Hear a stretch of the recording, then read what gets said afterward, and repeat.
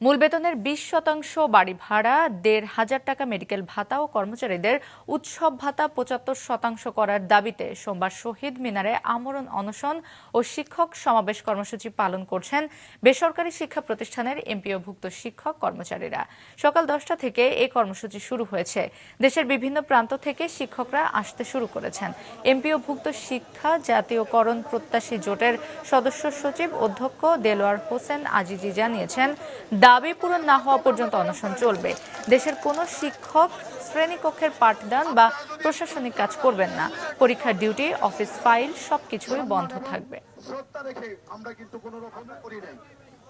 আমাদেরকে বিভিন্ন ট্যাগ দেওয়া হয়েছে, আমরা নাকি এখানে নির্বাচন বানচাল করতে এসেছি, আমরা নাকি এখানে পরিবেশ নষ্ট করতে এসেছি। নিশ্চয়ই এই ঘটনাগুলো থেকে আপনাদের কাছে পরিষ্কার হয়ে গিয়েছে যে আমাদের কোনো খারাপ নিয়ত নেই। আমাদের ন্যায্য দাবি এবং অধিকারের প্রশ্নে এখানে এসেছে, ঠিক কিনা? এই জাতিকে উন্নত শিখরে নিয়ে যাওয়ার জন্য আপনাদের আপ্রাণ চেষ্টা রয়েছে। ঠিক, আপনারা আমাদের শিক্ষাগুরু, আমরাও আপনাদের সঙ্গে আজকে আমাদের দলের পক্ষ থেকে একাত্মতা প্রকাশ করলাম।